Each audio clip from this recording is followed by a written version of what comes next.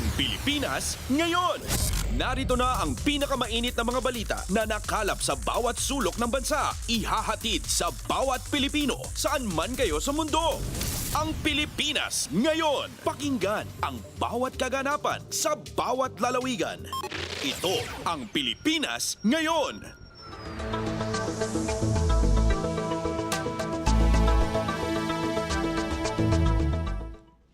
Magandang araw po sa ating mga tepakinig. Welcome po ulit sa ating programang Ang Pilipinas Ngayon.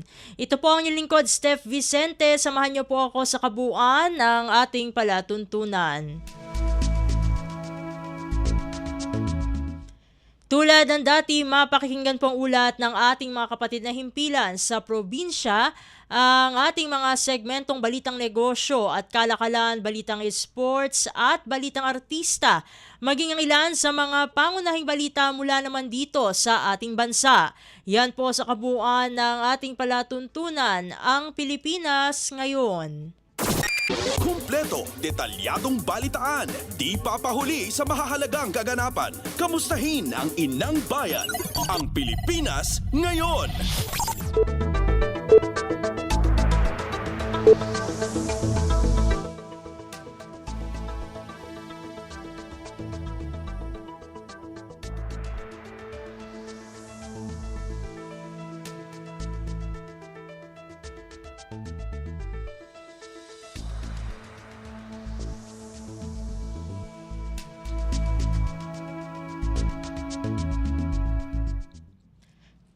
Sa mahalagang balita, Pangulong Ferdinand R. Marcos Jr. pinangunahan ang ceremonial turnover ng Caliraya Botocan Kalayaan o CBK Pump Hydro Storage Plant sa private consortium na siyang magpapatakbo ng nasabing planta sa ilalim ng public-private partnership.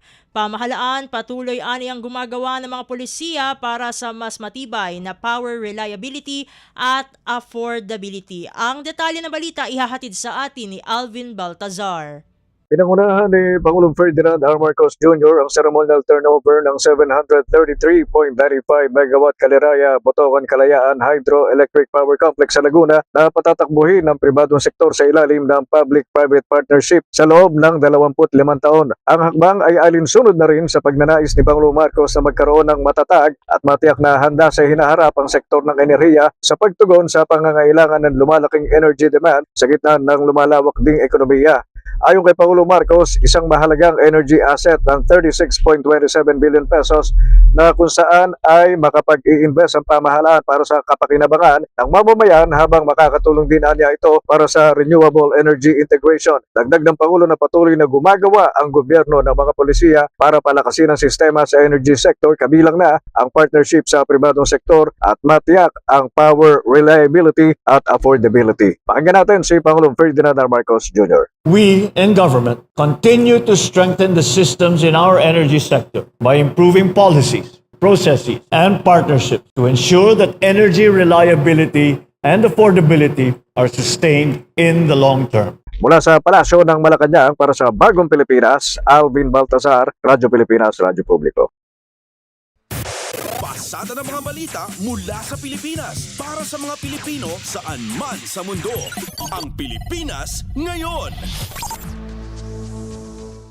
Samantala, kumpiyansa ang 55% o mayorya ng mga Pilipino na kayang tugunan ng gobyerno ang mga problema ng bansa batay sa pinakahuling Okta Research Survey. Sa tugon ng masa survey, lumalabas na nasa 20% lamang ang walang tiwala habang 25% ang nananatiling undecided. Sa panayam ng Bangon Bayang Mahal kay Okta Research Fellow Dr. Guido David, pinakamataas ang trust rating ng gobyerno sa Visayas na umaabot sa 68% habang nasa 49% ito sa National Capital Region at Balance Luzon. Ayon sa Okta, binibigyang diin ng survey na ang pagpapanatili ng tiwala ng publiko ay hindi lamang nakasalalay sa epektibong pamamahala kundi pati sa pagpapahalaga sa pananaw ng mamamayan. National government dito, meaning the entire the administration and yung kasama dito yung mga departments ng national government So magandang balita ito kasi 55% ang tiwala at 20% lang yung hindi nagtitiwala na kaya masolusyonan ng national government ang mga problema ng bansa. Lumalabas din sa survey na 61% ng mga Pilipino ang naniniwalang hindi pinapahalagahan ng mga mababatas at lokal na opisyal ang boses ng mga karaniwang mamamayan, habang 31% lamang ang nagsabing sila ay pinakikinggan. Ayon kay Dr. David, posibleng isa sa mga dahilan ng pagkawala ng tiwala ng publiko sa mga politiko ay ang ilang may ingay na issue, kasama na ang usapin sa flood control projects. Isinagawa ang survey mula December 3 hanggang 11 ng taong 2025 sa pamamagitan ng face-to-face interviews sa 1,200 respondents sa bansa. Yung mga flood control project, although centralized siya nationally, it's a local problem. It's a local project kasi hindi naman lahat binabaha. So meron mga particular area na bahain. Sa Bulacan, bahain doon. May mga areas kasi may mga palaisdaan doon. Nasa tabi ng dagat sila. Siguro isa yan sa mga nasa isip nila na hindi natugunan or hindi na-address ng local government na mga problema ng mga kababayan natin. Si Okta Research Fellow Dr. Guido David. Kumpleto, detalyadong balitaan, di papahuli sa mahahalagang kaganapan. Kamustahin ang inang bayan, ang Pilipinas ngayon. Sa iba pang mga ulat, grupo ng mga negosyante tiwalang lalago ang manufacturing sector ngayong taong 2026. Ang kabuuan, ihahatid sa atin ni Melanie Valdos Reyes. Positibo ang pananaw ng Philippine Chamber of Commerce and Industry o PCCI na magpapatuloy ang paglago ng manufacturing sector ngayong taon. Ayon sa PCCI, inaasahang makatutulong sa pagpapatuloy ng paglago ang mga proyektong pang-infrastruktura ng pamahalaan, matatag na domestic consumption at suportang patakaran sa pananalapi. Ginawa ng grupong pahayag kasunod ng pinakahuling ulat ng Philippine Statistics Authority na nagpapakita ng 1% growth ng manufacturing output noong December 2025. Ayon sa grupo, ang pag-angat na ito mula sa pagbaba noong Nobyembre ay patunay ng tibay at kakayahang bumangon ng mga industriya sa bansa. Sinabi ni PCCI President Perry Ferrer na malaki ang naging kontribusyon ng mas malakas na produksyon ng mga produktong pagkain at non-metallic minerals, gayon din ang muling pag-angat ng sektor ng makinarya at kagamitan. Kinilala rin ng PCCI ang suporta ng Bangko Sentral ng Pilipinas matapos itong ibaba ang interest rates noong Disyembre. Gayunman, binigyan diin ng grupo ang mga hamong kailangan tugunan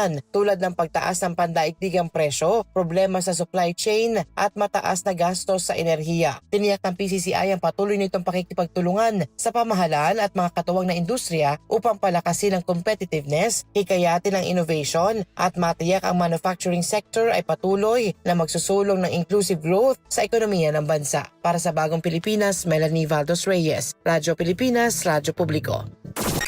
Kumpleto, detalyadong balitaan, di papahuli sa mahahalagang kaganapan. Kamustahin ang inang bayan, ang Pilipinas ngayon. Samantala, bago natin ipagpatuloy ang ating balitaan, ay bibigyan muna natin ng daan ang Malacanang press briefing na pinangunahan ni Presidential Communications Office o PCO Undersecretary at Palace Press Officer Attorney Claire Castro. Narito na po ang pulong balitaan. Magandang araw, Malacanang Press Corps. Ngayon, hindi lang mga planta ng kuryente ang inilulunsad ng Pangulo. Pinalalakas din niya ang energy independence ng Pilipinas. Pangulong Ferdinand R. Marcos Jr. pinangunahan ang turnover ng Caliraya, Botocan, Kalayaan Hydropower Plant sa Laguna. Patuloy ang administrasyon ni Pangulong Marcos Jr. sa pagsisikap na punan ang naging kakulangan sa enerhiya dulot ng kabiguan sa pag-deliver nito dahil sa mga nakansilang kontrata ng ilang solar firms. Totoo, marami ang nasayang na panahon. Ngunit nagpupursigi ang Pangulo na mabigyan ng kuryente ang mga kabahayan ng bawat pamilyang Pilipino. Sa naganap na turnover kaninang umaga, inaasahan ni Pangulong Marcos Jr. ang pagkakaroon ng mas matatag at mas maaasahang sistema ng enerhiya sa bansa. Ang CBK ay isa sa pinakamalaking hydropower complex sa Luzon na may 797 megawatt capacity na binubuo ng 3 magkakaibang pasilidad na nagtutulungan upang suportahan ang grid ng kuryente. Sa matagumpay na privatization nito, sa halagang 36.27 billion pesos, magagamit ng pamahalaan ang pondo para sa mga serbisyong mas direktang makakatulong sa publiko katulad ng paaralan, kalsada at ospital, habang tinitiyak ang tuloy-tuloy na operasyon ng planta.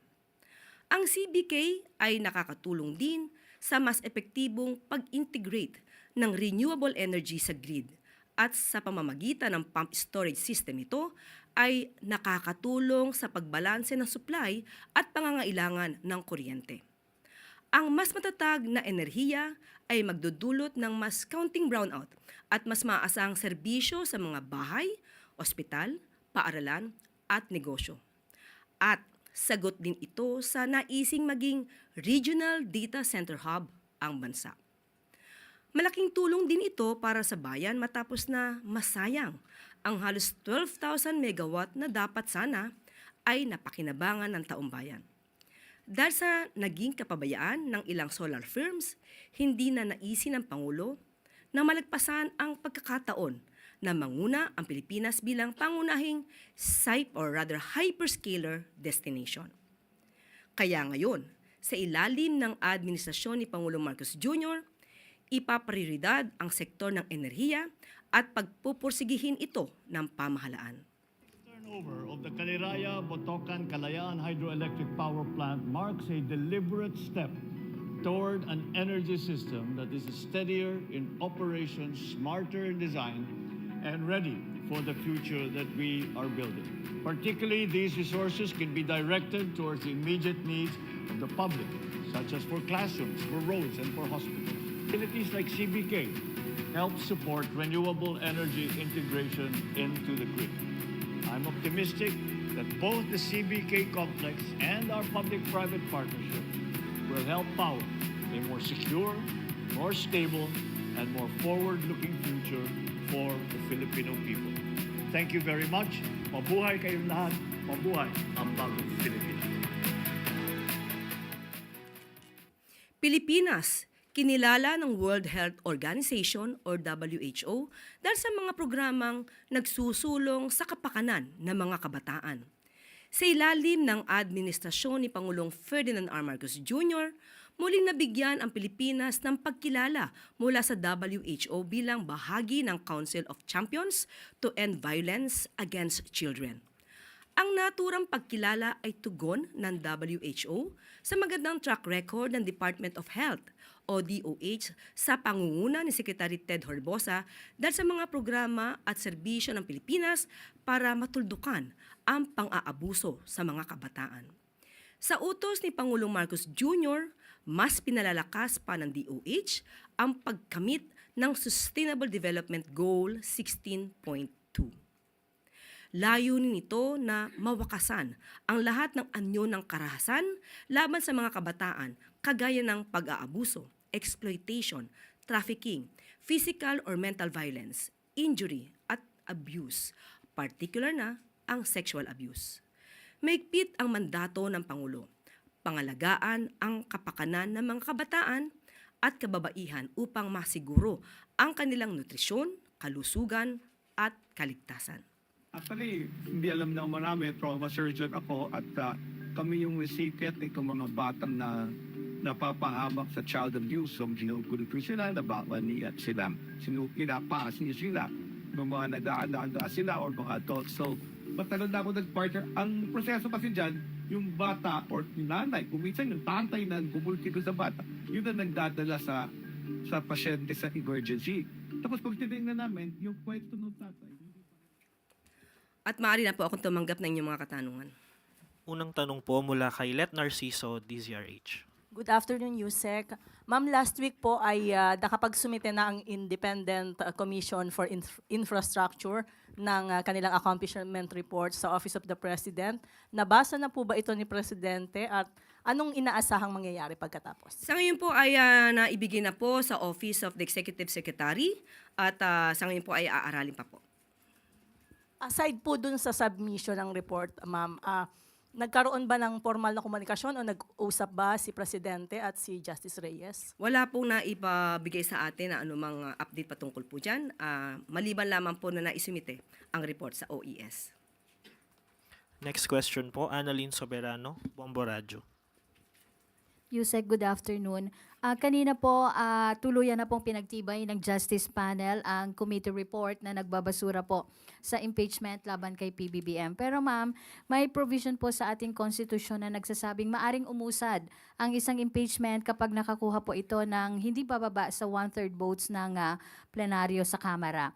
So, gaano po ma'am, alam naman natin ma'am na majority pa rin doon sa House A pro, ma'am, no?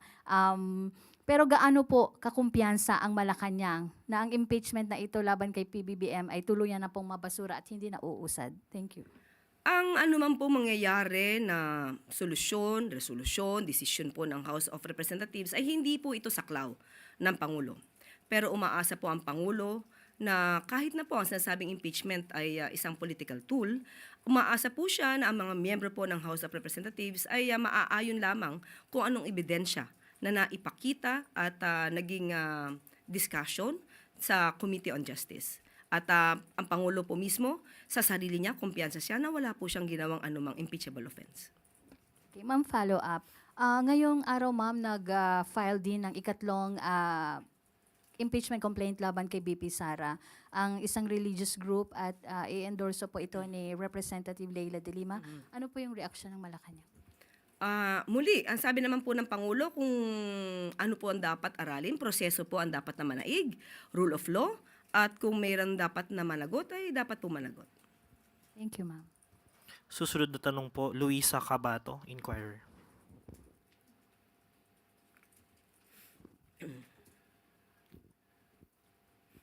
Good afternoon po, Yusek. Nanawagan ulit ng clemency si Mary Jane Veloso kay President Marcos, and sa isang open letter, sabi niya, ang dahilan niya for her appeal ay para daw hindi mahirapan yung mga magulang niya sa pagbisita sa kanya and para makasama niya yung mga anak niya. And wala rin daw po siyang kasalanan at hindi nakagawa ng anumang masama sa bansa. Ano po yung tugon ng Pangulo dito and what are the chances na mapagbigyan o hindi mapagbigyan yung appeal na to? Mas maganda po sana kung itong open letter niya, sa social media po ba niya ito na-post? Mas maganda po kung personal or maipaabot ito mismo sa Pangulo para po magkaroon po ng tamang pagdidesisyon patungkol po dito. Next question po, Tina Maralit, Manila Times. Good afternoon, ma'am. Ma'am, Commodore Toriela last week said na sa tingin nila act of treason yung tila pagdedepensa ng ilang mambabatas sa China regarding the territorial dispute, and one of them is Senator Marcoleta who said isuko na lang ang Kalayaan Island Group. Pero although later he claimed that what he said was taken out of context. Does the palace have the same view as Commodore Toriela, and what is the government's stand on the Kalayaan Island Group? Alam naman po natin ang isa sa elemento po ng treason ay dapat mo po na merong actual state of war. So wala naman po tayo sa ngayon wala po tayo sa estado ng actual state of war. Una-una, kung ano man po ang napagdidibatihan sa Senado, ginagampanan lang nila ang kanilang tungkulin at meron po tayo sinasabi na freedom of expression.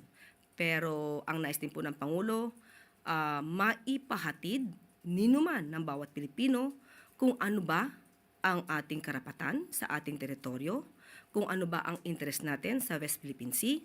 Ganun pa rin po ang posisyon ng Pangulo. Wala pong anumang bahagi ng teritoryo natin o anumang interest ang iso-surrender sa anumang foreign power. Pero dapat din po tayo maging tugma sa ating ipinapahayag. May kasabihan nga tayo, ang magtanim ng hangin, bagyo ang aanihin. Okay. Ma'am, on a different matter po, has the President spoken to Secretary Frasco and Secretary Herbosa? Because if we are going to base this on online noise, parang sila po yung dalawang miyembro ng Marcos Cabinet na malaki ang public dissatisfaction.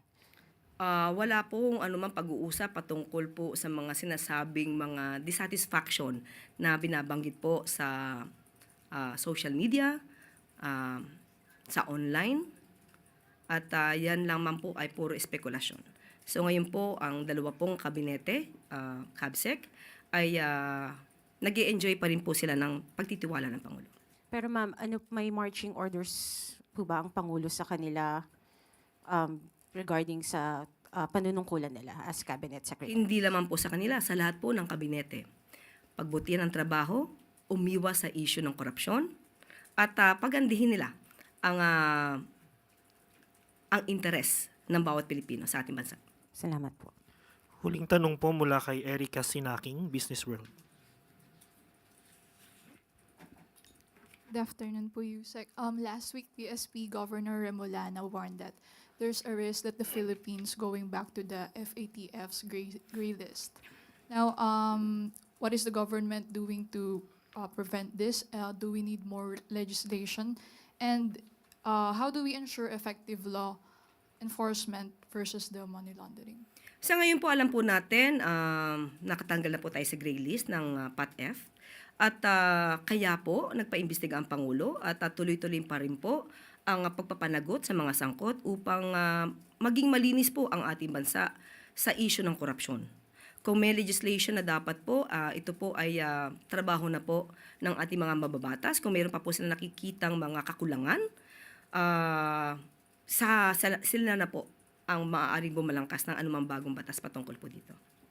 Follow-up lang po. Can the palace confirm whether asset freezing and suspicious transaction reports tied to these projects are moving beyond contractors to public officers? Ang pag-freeze ng assets, importante po yan. At kung meron mang sino mang kinalaman sa mga korupsyon, ay dapat lamang po na ma-freeze ang assets.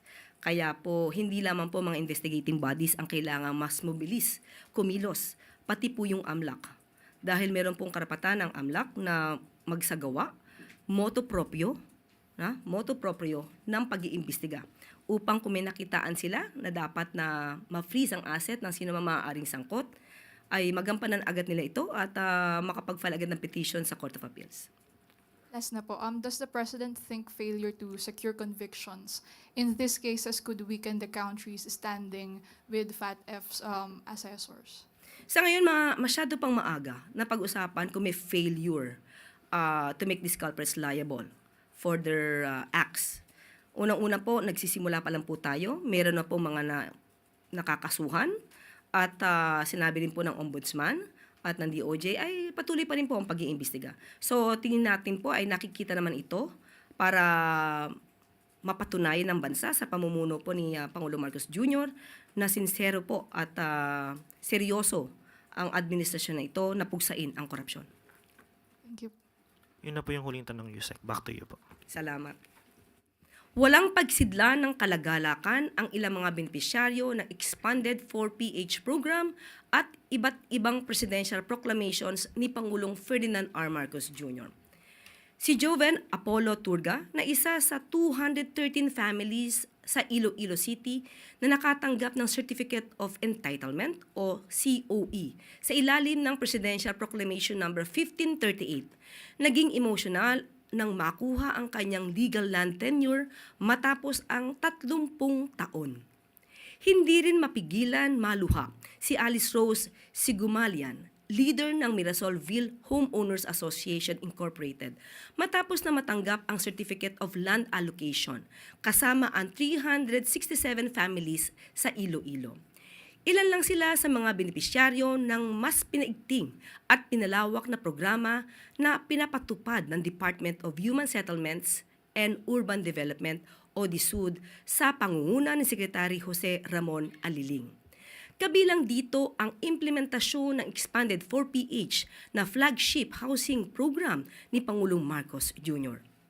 Kamakailan lang din ay namahagi ng mga COE ang DSUD sa tumapos sa dekadang paghihintay ng mga pamilya upang makamit ang security of tenure at kapanatagan sa lupang kanilang tinitirhan. Kabilang dito ang mga benepisyaryo mula sa Nara, Palawan, Los Baños, Laguna, Iloilo City at sa iba pang mga lugar. Sa Occidental Mindoro, na-turn over na rin ang mga kauna-unang horizontal units o house and lot packages sa mga beneficiaries ng Expanded 4PH sa Mindanao. Nagpapatuloy din ang pamamahagi ng CEO or rather COE sa mga beneficiaries sa ilalim ng Enhanced Community Mortgage ng Expanded 4PH. Ang mahakbang na ito ng DSUD ay tugon ng ahensya sa direktiba ng Pangulo para sa paghahatid ng mga mas ligtas at disenteng babahay para sa taumbayan sa ilalim ng mas matatag na bagong Pilipinas.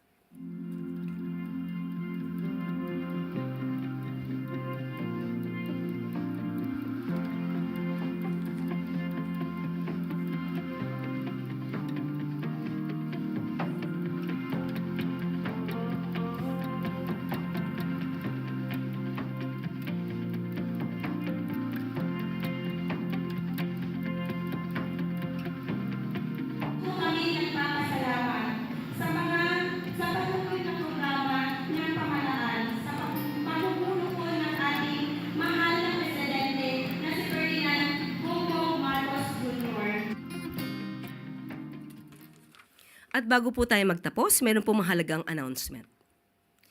Pangungunahan ni Pangulong Ferdinand R. Marcos Jr. ang isang working visit sa New York, USA sa darating na March 8 to 11. Dadalo si Pangulong Marcos Jr. sa opening ng 70th session of the Commission on the Status of Women. Magbibigay din ang Pangulo ng mensahe sa gaganaping special session ng General Assembly ng United Nations. Makikipagpulong din ang Pangulo sa ilang opisyal ng UN. At dito na po nagtatapos ang ating press briefing. Magandang araw para sa bagong Pilipinas. Atin pong nasubaybayan ang Malacanang press briefing na pinangunahan ni Communications Undersecretary at Palace Press Officer Attorney Claire Castro. Tayo babalik na sa ating balitaan. Sa iba pang mga balita, malaki ang binaba ng mga kaso ng dengue na naitala mula Enero 4 hanggang 24, 2026 kung saan umabot lamang sa 7,471 ang kumpirmadong kaso sa buong bansa ayon sa Department of Health o DOH. Noong nakaraang taon, umabot sa 25,652 cases ng dengue ang naitala, mahigit 3 beses na mas mataas kumpara ngayong taon. Dahil sa mataas na bilang noon, inilunsad ng DOH ang mas pinaigting na kampanyang kontra dengue na kilala bilang Taob, Taktak, Tuyo at Takip na layong wakasan o wakasin ang mga pinangingitlugan ng lamok na Aedes aegypti, ang pangunahing nagdadala ng dengue virus. Iginiit ni Health Secretary Ted Herbosa na epektibo ang naturang kampanya matapos maitala ang 71% pagbaba ng kaso ng dengue sa bansa noong Enero kumpara sa parehong buwan noong nakaraang taon. Ayon sa kagawaran, malaking tulong ang aktibong pakikilahok ng mga komunidad, lokal na pamahalaan at mga health worker sa pagpapatupad ng kampanya. Ang dengue ay all year round. Nagkakataon lang, tumataas siya pag tag-ulan. Naapektuhan niya karamihan kabataan.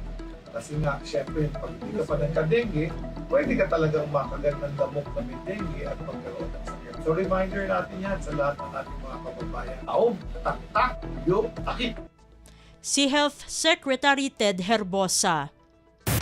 Pasada ng mga balita mula sa Pilipinas para sa mga Pilipino saan man sa mundo. Ang Pilipinas ngayon.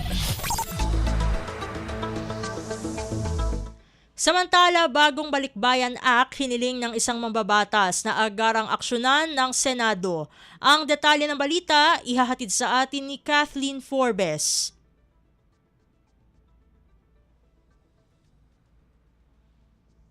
Nanawagan si House Committee on Higher and Technical Education Chair Jude Asidre sa Senado na pabilisin ang pagpasa sa Bagong Balikbayan Act kasabay ng pagbabalik sa bansa ng libo-libong overseas Filipino workers matapos ang holiday season. Ayon kay Asidre, mahalagang agad na maipasa ang panukala upang matulungan ang mga OFW na maayos na makabalik sa lokal na trabaho, negosyo at buhay komunidad matapos ang matagal na pananatili sa ibang bansa. Ang naturang panukala ay pangunahing iniakda ni dating Speaker Martin Romualdez at naaprubahan noong Desyembre 2025. Layunin nito na pagsamahin ang mga reintegration services, palawakin ang access sa tulong pangkabuhayan at magbigay ng mas malinaw at tuloy-tuloy na support system para sa mga nagbabalik na migrant workers at kanilang pamilya. Magsisimula yung reintegration assistance 6 na buwan bago pa man umuwi ang isang OFW sa pamamagitan ng migrant workers offices sa ibang bansa.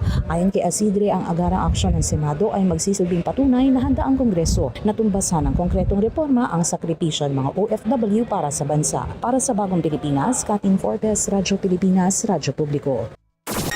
Kumpleto, detalyadong balitaan, di papahuli sa mahahalagang kaganapan. Kamustahin ang inang bayan, ang Pilipinas ngayon.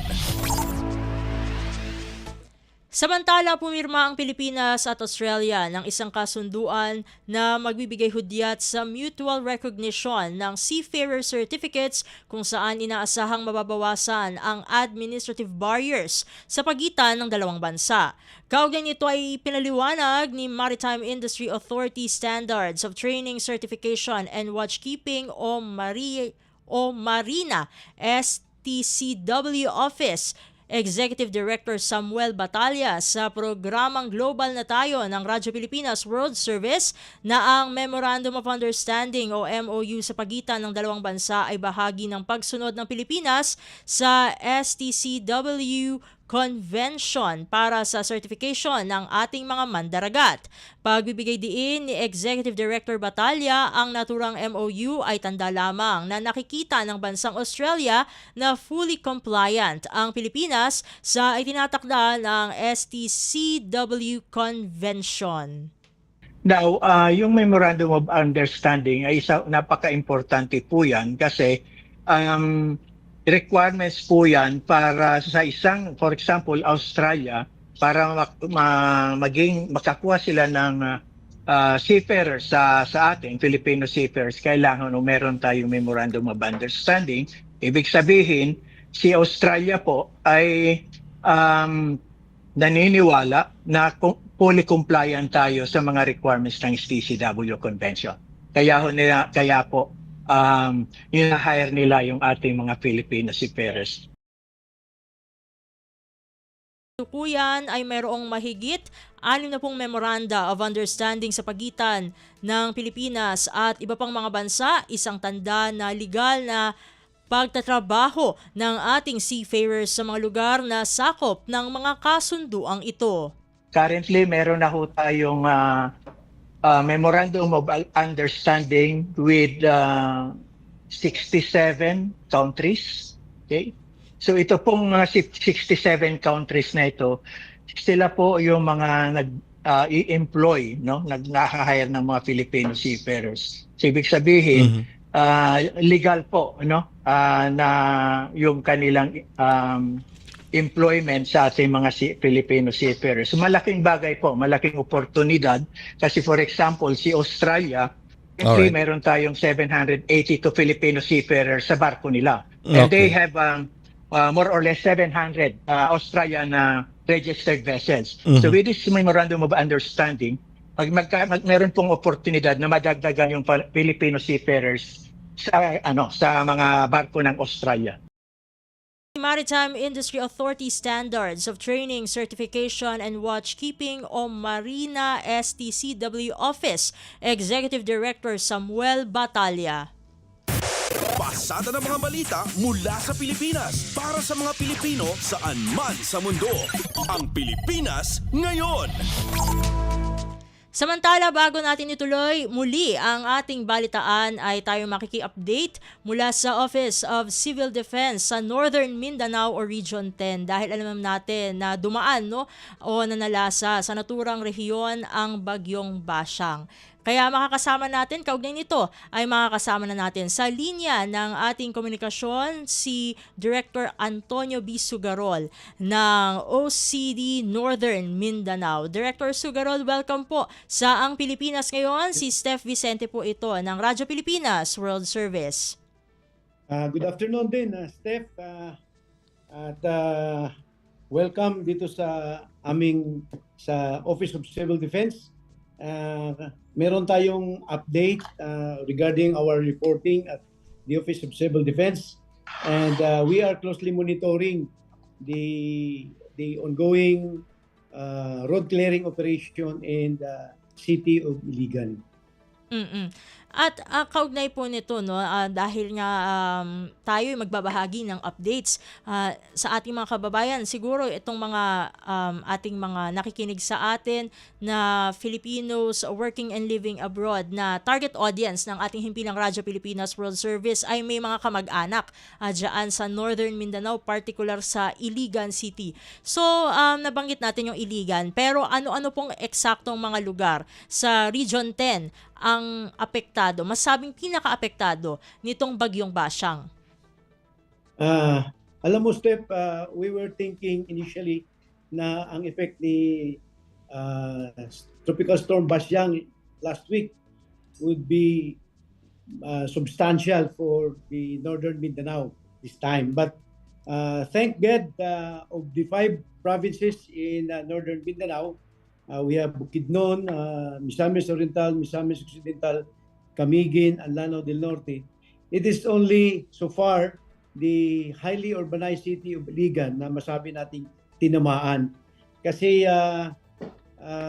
kung nakita mo yung track forecast ng Tropical Storm Basyang, medyo lumihis siya, no? Hindi talaga siya naglandfall dito sa Northern Mindanao. Pero ganoon pa man, yung city of Iligan, because of the amount of rainfall na masabi nating meron nga mga dumabas, mga study na once in every 100 years, 100 per year na amount of rainfall. Actually, ang nangyari sa Iligan City last week was that 240 millimeter of rainfall ang dala ng tubig, at ito'y nangyari sa loob ng 7 straight hours. So just imagine ang Iligan City. So nagkaroon ng massive flooding sa area. But as I mentioned earlier sa mga interview, dahil ito yung nangyari madaling araw, it's still a consolation na very minimal ang buhay na nawala. As of this morning's update, there was only a total of 5 individuals that died in Iligan City. Actually, yung isa doon, galing pa sa Taguluan, Lanao del Norte. Doon lang nakita. So, this is only 5 ang namatay dito sa Iligan City. And plus 4 nung nangyari sa Cagayan de Oro, ito naman may karoon ng landslide. A total of only 9. So, less than 10 ang namatay. Sa ganong klaseng baha, no? If you were able to see sa mga photos na lumabas sa Iligan City, napaka-massive ang flooding, napakataas ng tubig, at ito'y nangyari madaling araw. So, gano'n na lang, we have to, dapat makabangon, no? Makabangon tayo, lalo na yung mga kapatid natin na marami pa nasa evacuation centers as of this time. So, ang Iligan City declared the state of calamity last February 6, and they are now on full recovery mode. At ito ay pinagtutulungan ng ating local government of Iligan City and mga national government agencies. At nabanggit nyo na po, no, yung evacuation centers. Meron pa po bang datos, no, at least sa buong Northern Mindanao, kung ilan pa po yung masasabing families or individuals na affected po nitong pananalasa ng bagyong Basyang, o ilan po sa kanila ang nasa evacuation centers pa? Ang naitala po sa ating operation center na apekto ni Tropical Storm Basyang sa whole Northern Mindanao, umabot ito ng 98,318 individuals, 29,735 families, and it has affected 250 barangays. That's for the entire Northern Mindanao. Mm-mm. So malaki-laking epekto din. Mm. Meron dito po sa nagdaang bagyo, meron po ba tayong naitala na damage infrastructures? Kung meron po, if meron, ilan po ito? According to the latest update that we have received, a total of 9 damaged infrastructures are recorded, no? At ito hindi lang sa Iligan City. Sa nakaabot na update or data sa ating operation center, meron ding napabalita or na-report, no? And this is a validated report na merong 6 na water lines, so 6 water lines and electrical posts that were damaged at the height of tropical storm in Camiguin. Okay?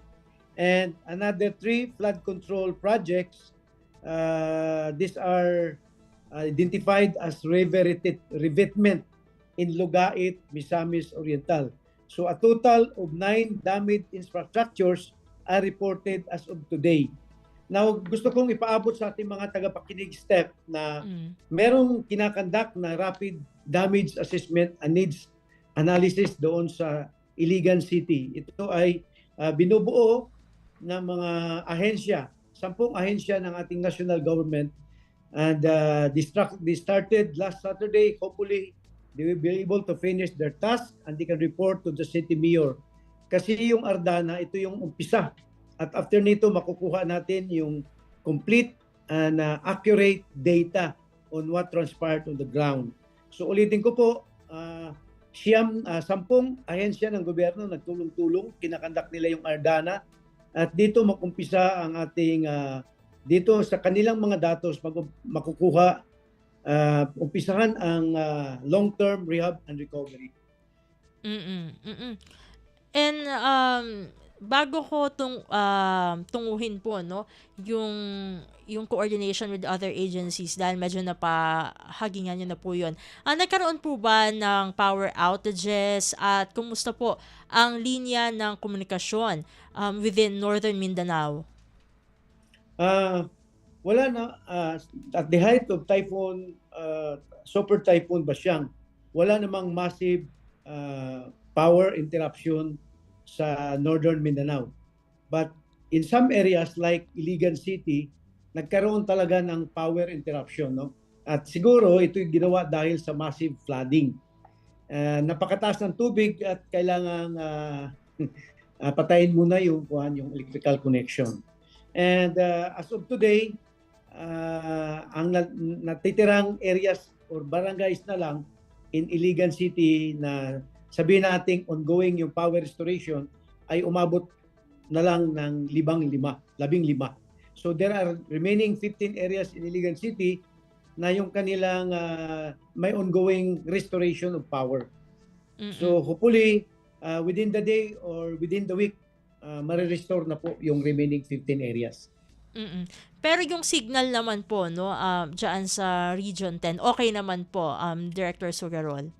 Yes, okay na po ang signal dito. In fact, nung nandoon tayo sa ground zero, pwede namang makipag-communicate using the cellular phones and meron ding internet signal.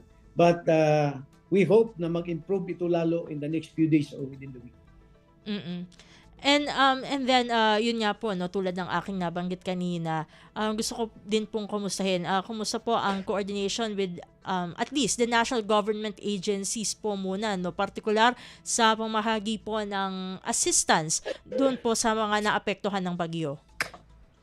Okay, so tuloy-tuloy ang daloy ng mga relief goods para sa mga naapektuhan nating mga kababayan.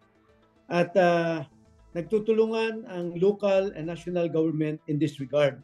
Sa panayam natin sa mga nakatira ng mga evacuation center noong weekend, we were informed na tuloy-tuloy naman ang dating ng pagkain, gamot, and they are being taken care of by the local government and the different national government agencies na ngayon ay nagpunta na sa Iligan City.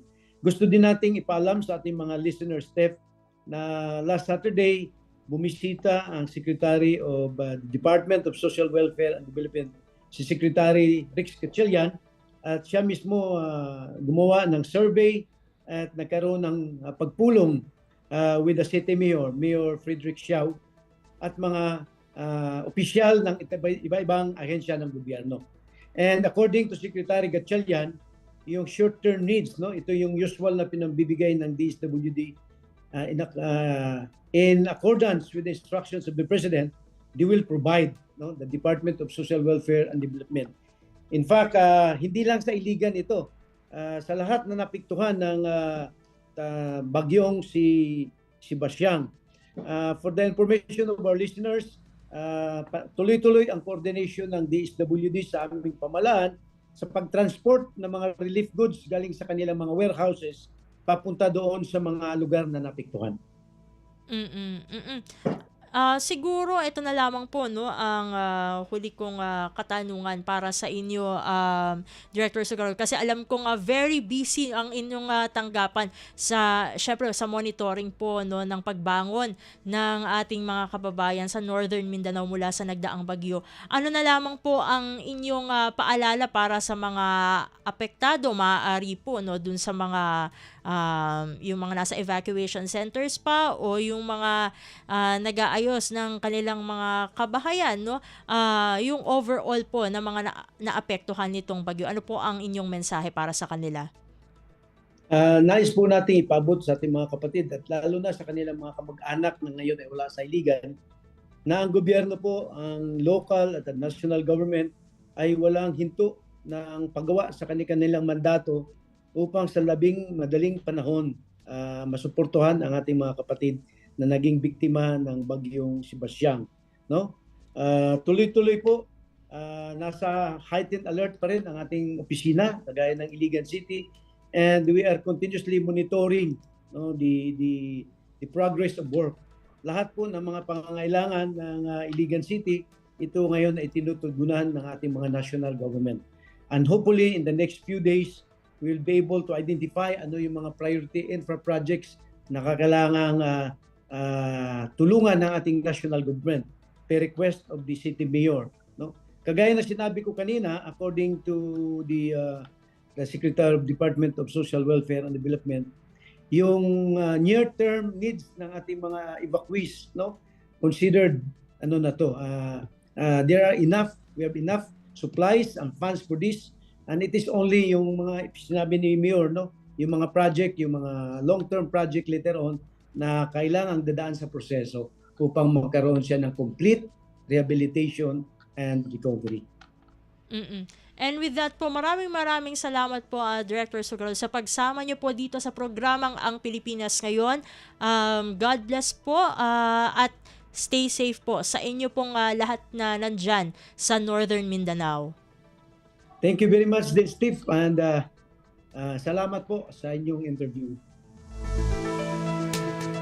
At ating po nakasama dito sa programang Ang Pilipinas Ngayon, si Director Antonio B. Sugarol ng Office of Civil Defense Northern Mindanao o Region 10. Patungkol pa rin sa mga updates patungkol dun sa kalagayan ng Northern Mindanao matapos nga po nitong pananalasa ng bagyong Basyang. Sa pagbabalik ng Ang Pilipinas Ngayon ay tayo'y tutungo na sa ating regional news. Narito muna ang ilang paalala mula sa himpilan.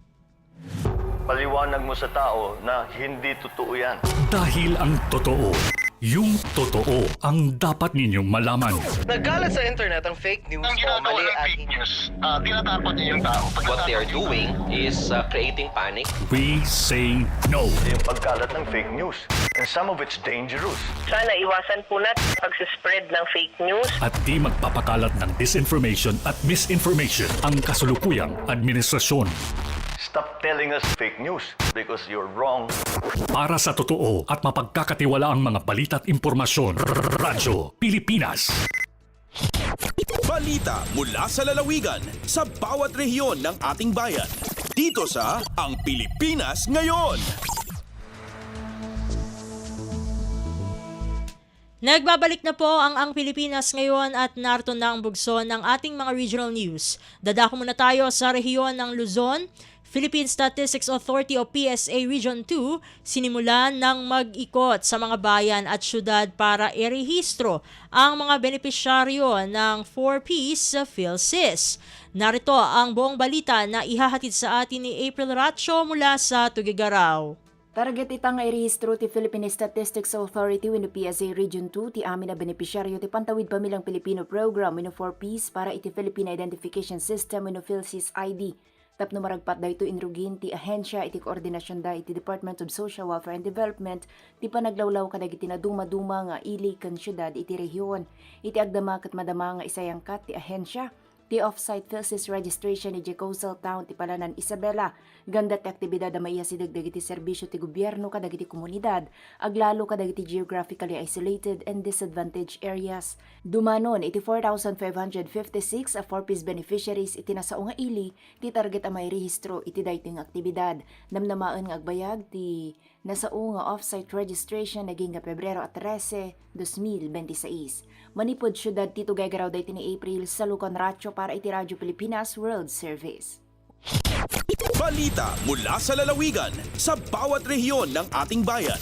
Dito sa Ang Pilipinas Ngayon. Inyong napakinggan ang ulat ni April Ratio mula sa Tugigaraw. Dakoy na natin ang Baguio City. Kasapatan ng water supply sa Baguio City siniguro ng Baguio Water District. Ang kabong ulat ihahatid sa atin ni Jong Munar. Nagtalinaed ti kado ti danom nga nakonsumo iti syudad ti Baguio iti naglabas sa bulan iti Enero. Oray makapaspasar iti syudad iti nababa nga temperatura wenno nalamlam kaparawen no ikumpara iti bulan iti Disyembre iti tawen 2025. Sigon kini Baguio Water District General Manager Salvador Royeca, adu ti pakausaran iti danom dito syudad sanda nga pagdigos. Gapo iti daytoy katawan iti naobserba randa nga panagbaba iti konsumo iti danom manipod kadagiti residente. Malaksid iti dayta ket adu dagiti bisita wenno turista nga nagturong ditoy syudad amas pay nagpangato iti konsumo iti danon sabali pay iti agarop 20% nga systems loss wenno masaysay nga danom gapo iti adu nga rason. Iti agdama sigon kini Royeca talula nga barangay manipod iti sangagosot 28 nga barangay amang bukbukel ti syudad ti Baguio iti sanda pay nga maserbyan. Nagatoy ket ti barangay Poksusan atok trail ken Luwakan Apugan. Kabayatan na iti mapadpadaanan nga paragsangpet dagiti adu nga turista dito sa syudad ti Baguio. Tapno pasyar ken nagbuya ti Panagbenga Festival. Impasigurado ni Royeca nga umdas iti supply iti danom kadagiti households wenno balbalay. Malaksed iti adu nga danom anornong da kadagiti water basins ket adapay iti 70 talo nga deep wells a kanayunan nga pagalaan iti supply kastamatan iti 89 nga pumping stations dagitoy ken upat nga spring wenno ubog. Manipod Radyo Pilipinas Baguio, Jong Munar nang ipadamag para ti Radyo Pilipinas World Service. Balita mula sa lalawigan sa bawat rehiyon ng ating bayan. Dito sa Ang Pilipinas Ngayon.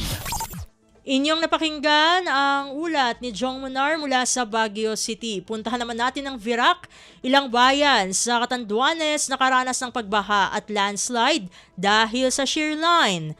Ang kabong ulat ihahatid naman sa atin ni Rosie Nieva. Huli sa dagos-dagos na pag-uran na kausakan shear line, nagkapirang banwaan sa Catanduanes ang nakamatingin pagbaha asin pagtupas ning daga. Basado sa monitoring kan DPWH Catanduanes, nagkapirang tinampo sa isla ang paramientras na dain na agihan huli sa landslide asin mud flow. Nagkapirang lugar man ang paramientras na nawaaran in supply ng kuryente, makalis maapektaran ang mga linya asin poste kan Fiselco. Katakod kay initulos na pigsugo ni Catanduanes Governor Patrick Asanza ang evacuation sa gabos ng mga apektadong banwaan. Ngunya na aldaw nin Lunes, suspendido man ang klase sa gabos na level sa mga eskwelahan sa probinsya. Mahigot man ay pinagbabawal kan Coast Guard Station Catanduanes ang paglawod kan mga saradit na lunadang pandagat huli sa delikadong sitwasyon kan kadagatan.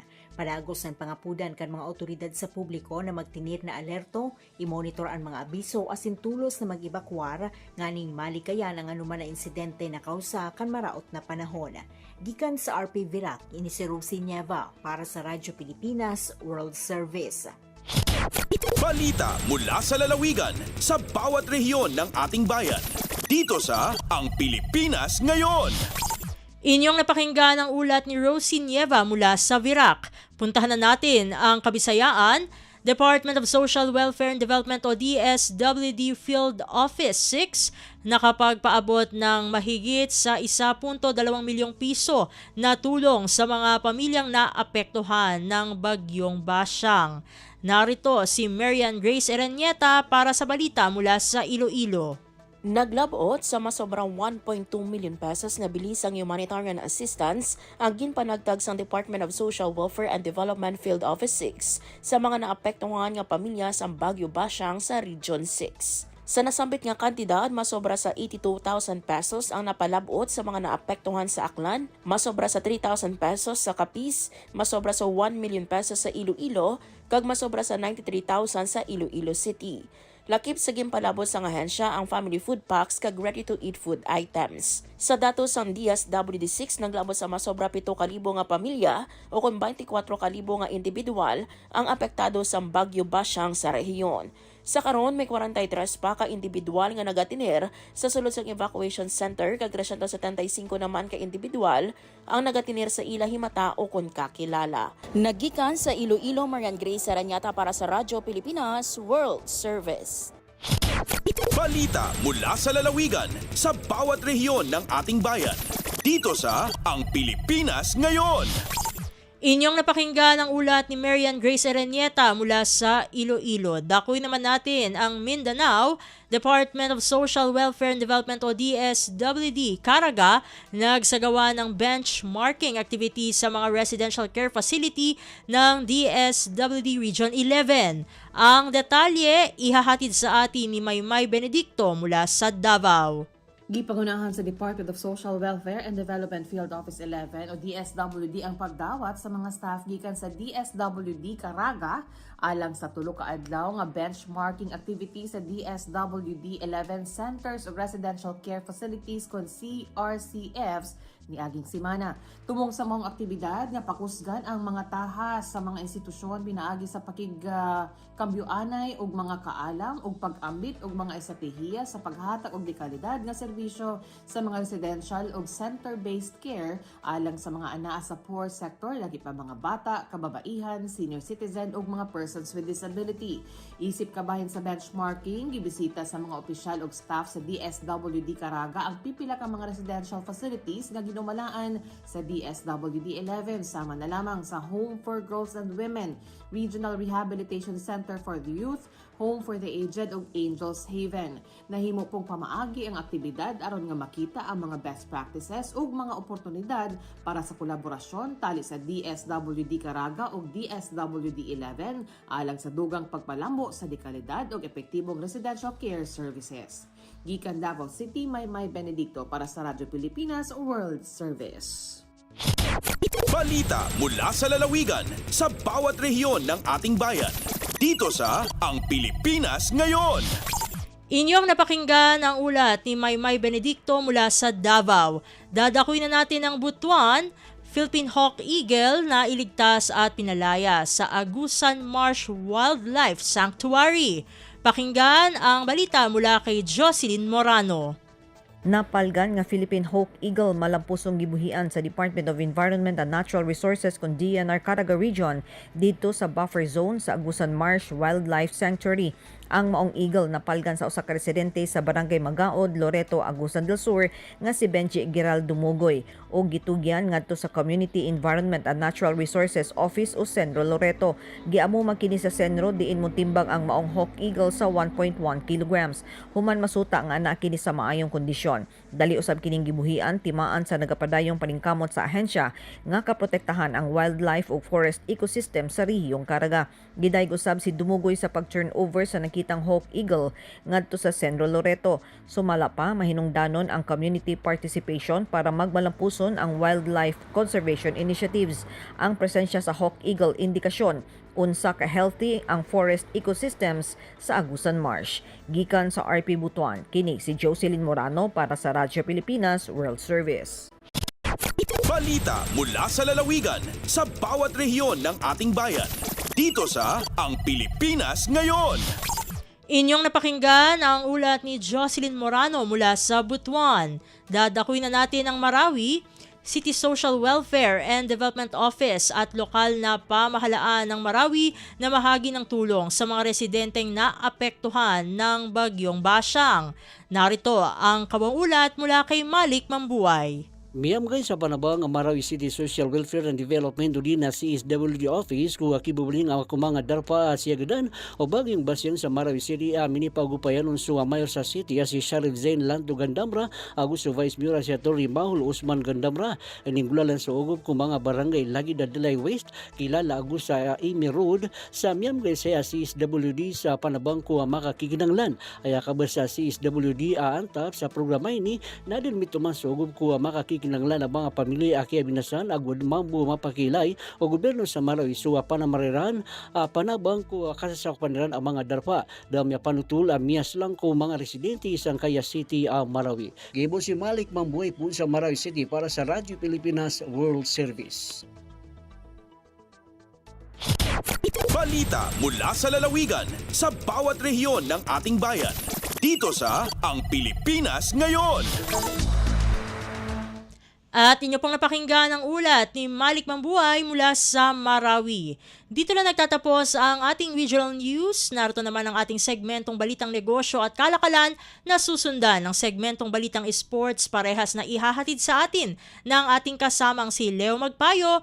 Magbabalik ang ating programang Ang Pilipinas Ngayon makalipas lamang po ang ilang mga paalala. Mabilis ang trivia, dagdag talino. Heto na ang Dagling Kaalaman.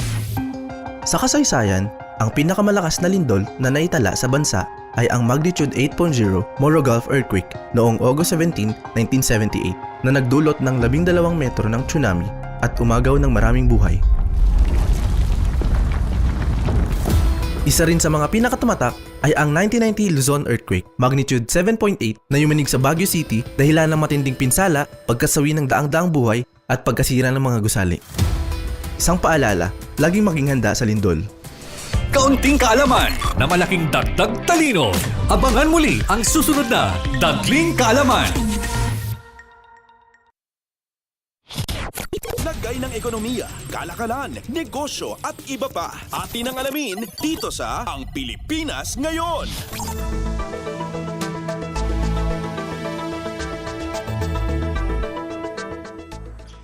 At nagbabalik po ang ating programang Ang Pilipinas Ngayon. Samantala, narito naman po ang Balitang Negosyo at Kalakalan.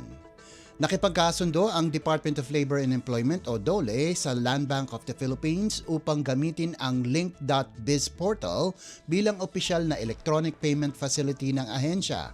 Nilagdaan ang Memorandum of Agreement o MOA sa pagitan ng DOLE o pagitan ni DOLE Secretary Bienvenido Laguesma at ni Land Bank of the Philippines President at Chief Executive Officer Lynette Ortiz.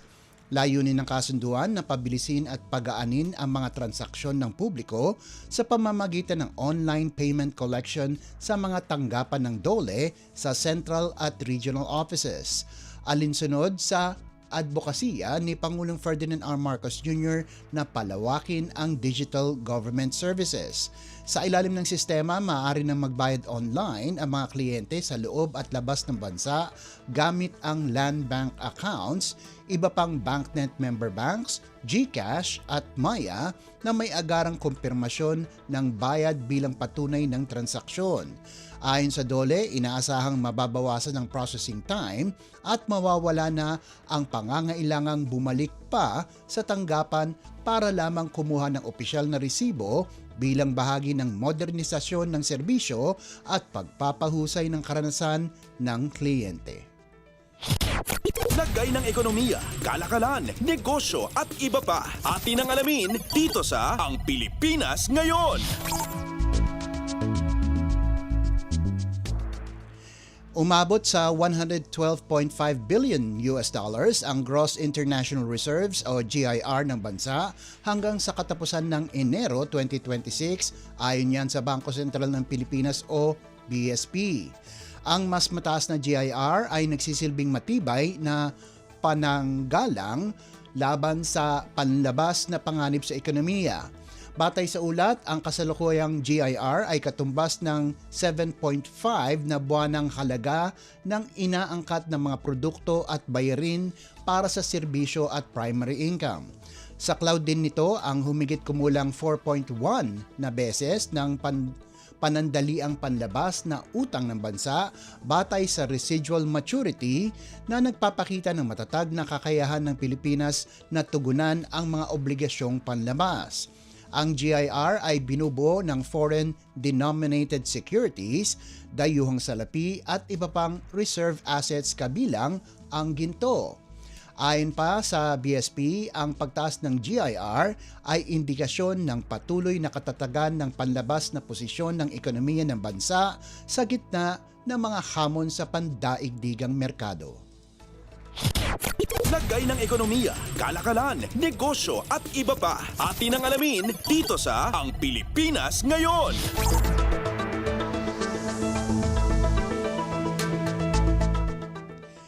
Tataas muli ang presyo ng produktong petrolyo sa ikalawang linggo ng Pebrero matapos mag-anunsyo ang ilang kumpanya ng langis ng panibagong pagtaas simula Martes, Pebrero a 10. Magpapatupad ang Shell Pilipinas at Sea Oil ng dagdag presyo simula alas 6 ng umaga kung saan ang gasolino ay tataas ng 60 sentimo kada litro, diesel ng piso kada litro at kerosene 60 sentimo kada litro.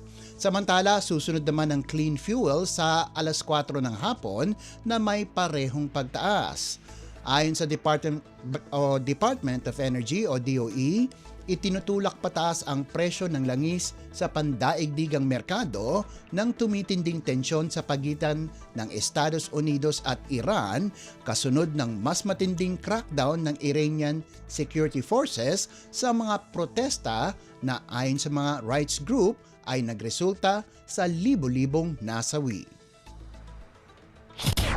Lagay ng ekonomiya, kalakalan, negosyo at iba pa. Atin ang alamin dito sa Ang Pilipinas Ngayon.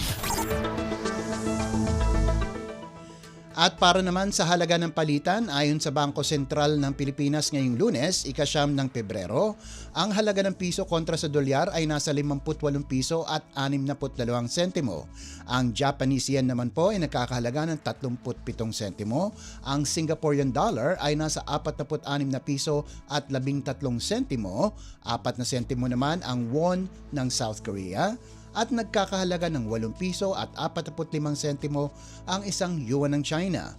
Sa iba pang palitan, ang Hong Kong dollar ay nagkakahalaga ng 7 piso at 50 sentimo. Ang British pound naman ay katumbas ng 79 na piso at 72 sentimo. Nasa 69 na piso at 36 na sentimo ang euro, 42 piso at 87 sentimo ang Canadian dollar, habang ang Saudi Arabian rial ay nagkakahalaga ng 15 piso at 63 sentimo. Lagay ng ekonomiya, kalakalan, negosyo at iba pa. Atin ang alamin dito sa Ang Pilipinas Ngayon. At yan po ang ating balitang negosyo at kalakalan. Samantala, antabayanan nyo naman po ang ating segmentong Sports Balita. Yan po sa pagbabalik ng ating programang Ang Pilipinas Ngayon, pakalipas lang ng ilang paalala. Mabilis ang trivia, dagdag talino. Heto na ang Dagling Kaalaman. Alam nyo ba na walang pagkain ang tunay na zero calorie? Sa halip, may mga pagkain na nagtataglay ng mababang bilang ng calorie na nakatutulong sa pagbawas ng timbang. Ilan sa mga ito ang mansanas, peras, pakwan, pipino, celery, kimchi at broccoli. Ikaw, ano ang madalas mong kainin habang nagdidieta? Kaunting kaalaman na malaking dagdag talino. Abangan muli ang susunod na Dagling Kaalaman. Updates at pinakahuling mga usapin sa mundo ng palakasan. Atin ang pakinggan dito sa Ang Pilipinas Ngayon. At nagbabalik po ang ating programang Ang Pilipinas Ngayon. Narito naman po ang Sports Balita.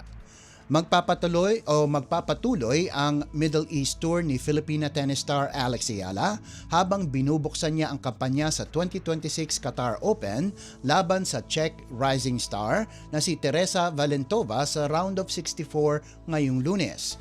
Galing si Ayala sa impresibong quarterfinal finish sa Abu Dhabi Open kung saan umabot siya sa Final 8 bago matalo sa eventual finalist na si Ekaterina Alexandrova 3-6, 3-6. Umabot din siya sa semifinals ng women's doubles kasama ang Indonesian player na si Janice Tien. Tinalo ang ilang seeded teams bago bumigay kina Teresa Mihalikova at Olivia Nichols 4-6, 2-6. Unang haharapin ni Ayala sa Doha ang 18 anyos na si Valentova na nagpakitang gilas sa qualifying draw bilang top seed. Tinalo ni Valentova sina Arina Rodionova at Elia Sedel para makapasok sa main draw at makaharap si Ayala. Ito na ang kanilang ikalawang pagtatapat. Tinalo ni Valentova si Ayala sa Japan Open noong Oktubre 6-1 at 6-2. Samantala, pumasok na sa Women's Tennis Association o WTA Top 40 ang Filipina tennis sensation, isang malaking tagumpay bago pa man siya magsimula sa unang round ng WTA 1000 Qatar Open sa Doha. Mula sa dating number 49 at pag-angat sa number 45, tuluyang nang nakapasok si Ayala sa top 40, ang unang pagkakataon sa kanyang karera. Naitulak ang pag-angat ni Ayala sa rankings dahil sa matibay na performance niya sa Abu Dhabi Open kung saan umabot siya sa quarterfinals sa singles at semifinals sa doubles. Dahil dito, umakyat din siya ng 37 pwesto sa doubles rankings at ngayon ay nasa world number 99. Updates at pinakahuling mga usapin sa mundo ng palakasan. Atin ang pakinggan dito sa Ang Pilipinas Ngayon.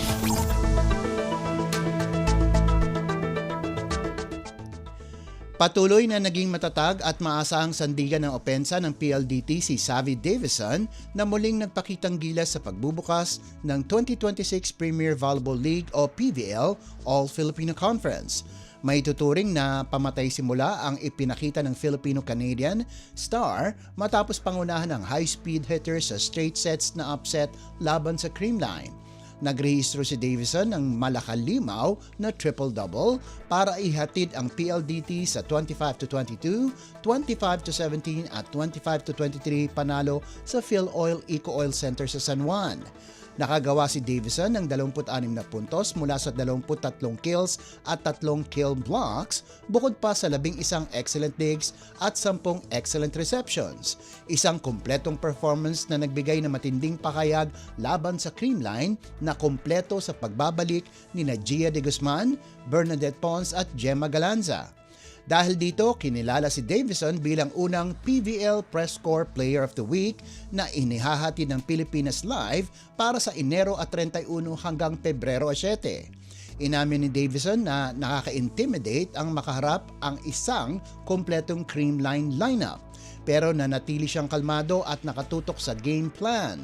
Anya, mahalaga ang pasensya at pagpapanatili ng 80% composure sa buong laban. Tinalo ni Davison ang iba pang standout performers para sa weekly award, kabilang sina Belia Bilen ng Capital One, Brooke Van Sickle at Myla Pablo ng NX LED, Erica Santos at Vanny Gandler ng Signal, Cici Rondina ng Choco Mucho at Erica Deloria ng Galleries Tower. Target ng PLDT ang ikalawang sunod na panalo kontra Capital One sa Huwebes sa kaparehong venue. Updates at pinakahuling mga usapin sa mundo ng palakasan. Atin ang pakinggan dito sa Ang Pilipinas Ngayon.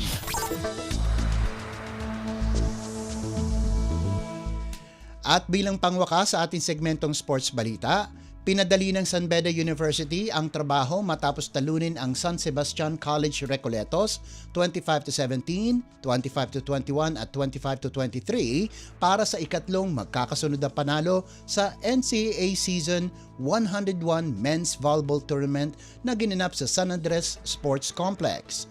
Tinapos ng Red Spikers ang laban sa loob lamang ng 1 oras at 12 minuto, sabay ang pag-angat sa 4-2 record sa Group B.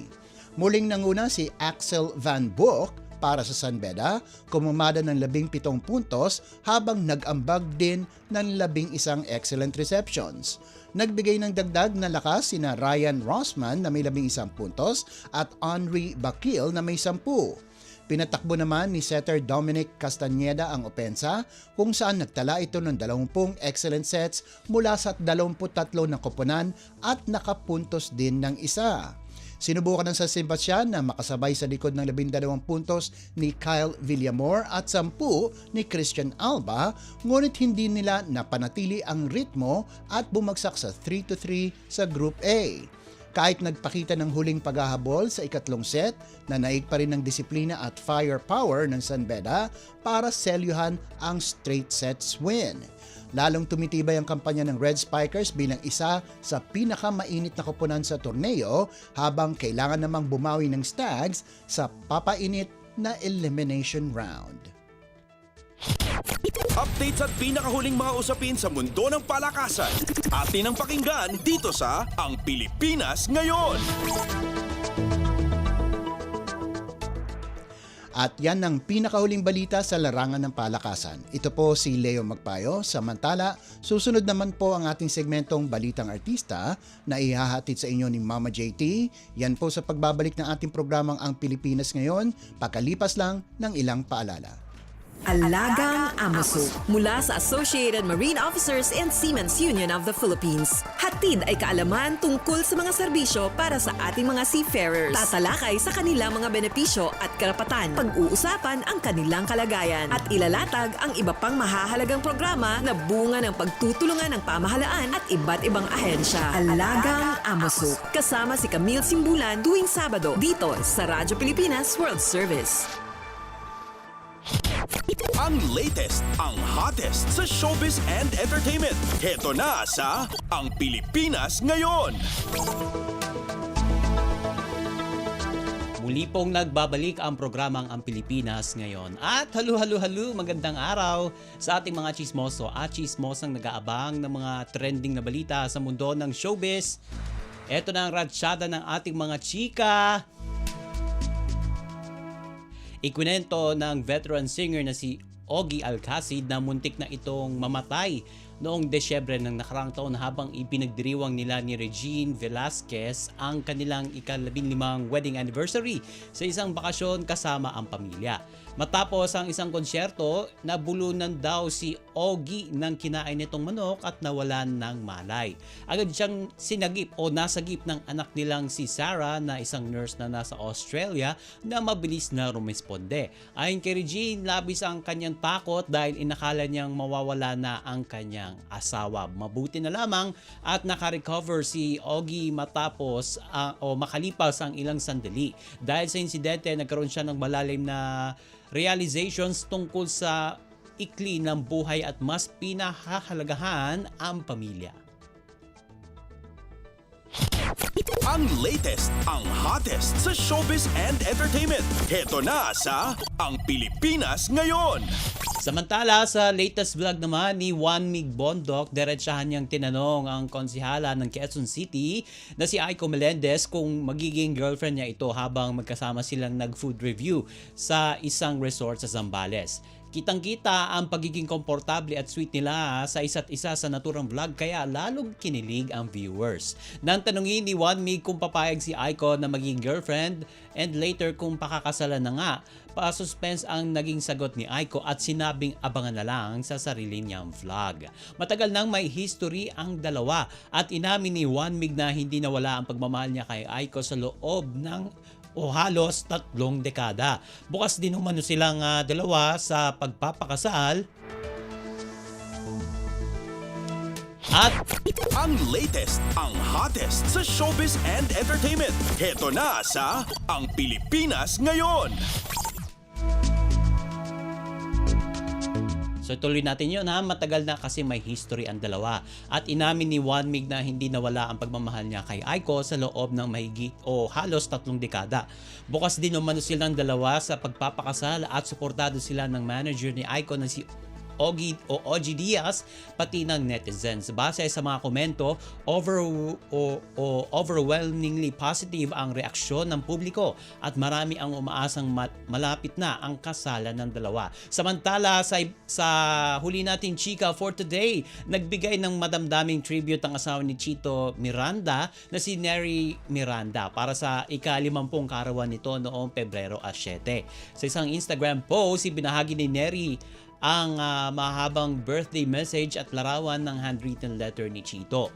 Pinahayag niya ang kanyang paghanga at pagmamahal kay Chito bilang asawa, ama, kaibigan at spiritual advisor. Binigyan din ni Neri ang pagkakaroon ng mabuting puso ng kanyang kabiyak, maging ang pagiging patas nito at ang pagkakaroon ng matibay na pananampalataya. Ayon kay Neri, si Chito ang nagsilbing sandigan niya at ng kanilang pamilya sa mga pagsubok at labis silang nagpasalamat at proud na siya ang kanilang asawa at ama. Samantala, hindi naman pinalampas ni Chito ang pagkakataong mag-flex ng kanyang katawan sa birthday nito sa Instagram. Ibinahagi niya ang isang topless photo bilang bahagi ng pagdiriwang ng kanyang ika-50 karawan, kalakip ang isang taos-pusong mensahe tungkol sa pagtanda. Anya, dati ay iniisip niyang matanda na ang 50 years old, pero ngayon, pakiramdam niya bata pa rin siya, patuloy na nagsisikap maging responsableng asawa, ama at individual. Sa huli, sinabi niyang wala na siyang hinihiling pa sa kanyang karawan dahil masaya at kontento na siya. Ang latest, ang hottest sa showbiz and entertainment. Heto na sa Ang Pilipinas Ngayon. At wala na po tayong sapat na oras para sa ating balitang artista. Maraming salamat mga kachismis sa pakikinig sa aking mga chika for today. Ako po si Mama JT para sa Radyo Pilipinas World Service. Nagbabalik na po si Steph Vicente. Ang latest, ang hottest sa showbiz and entertainment. Heto na sa Ang Pilipinas Ngayon.